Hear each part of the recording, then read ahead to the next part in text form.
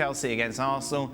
Played out pretty much exactly as we thought it was going to. Of course, Lukaku getting his first goal since returning to Chelsea in a 2-0 victory over Arsenal. Very comfortable indeed. And it's the perfect start, isn't it, for Lukaku, Craig? You come in, you get your goal, you hit the ground running, momentum's already building.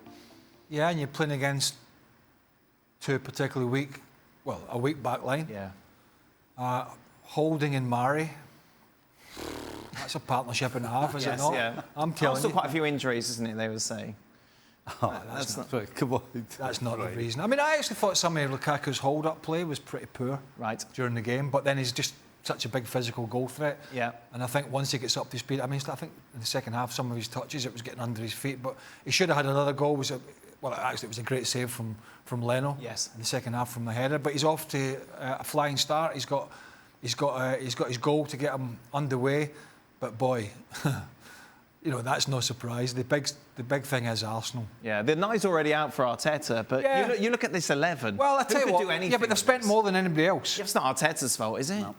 Like, you spend 50 million on a defender, 30 million on a goalkeeper, you bring Odegaard. No, listen, for sure, this club has been regressing for a long time. There's no doubt about it. And there's been a lot of dead wood, some of it gone and some of it still there. However, I personally believe we have a manager here out his depth. Right. Completely out his depth, I think. And you're cutting your teeth at one of the most difficult jobs in England, right? That's the bottom line. He's cutting his teeth at a poison chalice at the moment. So I think that requires a lot more managerial nous, and I don't think he has it. He's certainly not got the experience. I think that's a little harsh to say he's out of his depth. Because when he came in, he still had a bunch of average players, but he got a tune out of them and they won the FA Cup. Mm-hmm. So, he has some sort of skills. But at the end of the day, if you've got... you look at that. You showed us the Chelsea side and then you showed us the Arsenal side. Look at three of that back four. They wouldn't get near anybody else's team. Yeah. You got Pepe, who you just don't know what you're going to get. Saka's not 100% fit. You've got a kid Martinelli up front, who's still learning his trade, as is Smith Rowe. You've got Xhaka, who they probably wouldn't be on... they tried to get rid of him. They were ready to offload him. So how's he going to be the guy that's holding it all together? And again, you've got a kid in Lokonga. So... really, is this all down to Arteta? I'm sorry. If you've got players that are not good enough to play against the opposition that they're against, then you can't completely blame it all on the manager. But my point, and I don't disagree. I just think being Guardiola's assistant isn't a reason to be managing one of England's big clubs, albeit not best teams.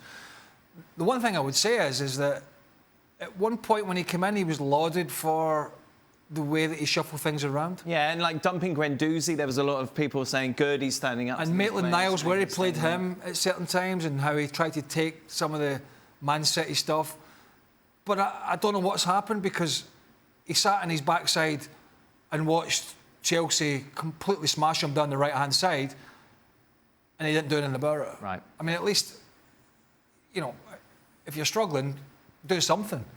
Don't just do nothing. Put Tierney back as a left-sided centre-back, change the shape, match up, do something.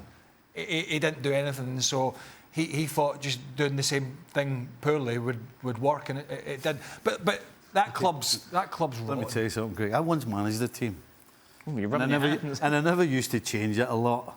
And people used to say to me, why are you not changing this? Right. And what I couldn't tell them was, you know what? If I do change it, it's going to be worse than what I've got now already. Right.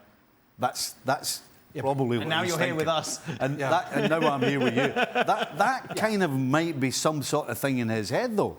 Right. Because although he goes, OK, I can make it 3, but then the problem is I'm going to have to put this guy there, and it's going to be even worse. So sometimes... It couldn't have been much worse, because they were just getting absolutely battered. Just a word on Chelsea, who are loving life at the moment, aren't they? That must be nice when you're in that sort of flow amongst the squad. You feel like you're going to win every game when you step out onto the pitch. And they're still able to give rest time to people like N'Golo Kante and others, and Reece James is flourishing. There's clear instruction from Tuchel about what he wants. That's been obvious from the get-go when he came in, and now they have I wouldn't say it's the final piece because it's not a perfect squad, but now they have a physicality up front. Yeah. And Lukaku. Yesterday watching, I was thinking about, I was watching Havertz, and I started thinking about Bobby Firmino. Right. Because I get the feeling now back to Liverpool. No, I get the feeling now where the pressure is completely, it seems to me, off Havertz as far as scoring goals. But this guy's everywhere, knitting everything together. Now you've got Lukaku, you've got Lukaku, who's the main focus for putting the ball in the net, and you've got Havertz floating around, knocking little passes and taking advantage of people that are out of position. Is it too much of a sweeping statement to say it will be Chelsea or City that will win the title? Yeah. Yeah, because I do think... No, you mean no. Sorry? You mean no? Well, let's see what he's going to say. No, he said yes. Well, you said you haven't heard the answer yet. Hold on, what about yes? Yes was the, yes was the correct answer. When you watch it back again, you know what I meant.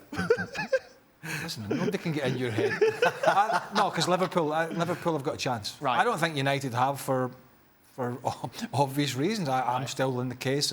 I still think if they had one of the other managers of those three teams that we think will be in the title race, right, I think they would be, but I don't think they will be with this manager. Yeah. That's quite simple. There we go. Stevie brings up Liverpool, Craig brings up Ole, standard. Let's just remind you, Arsenal's start to the season has left them 19th in the table. They've only got City to play. Yeah, Manchester City is who they face next weekend. Thanks so much for watching ESPN on YouTube. And for more sports highlights and analysis, be sure to download the ESPN app. And for premium content and live streaming, subscribe to ESPN Plus.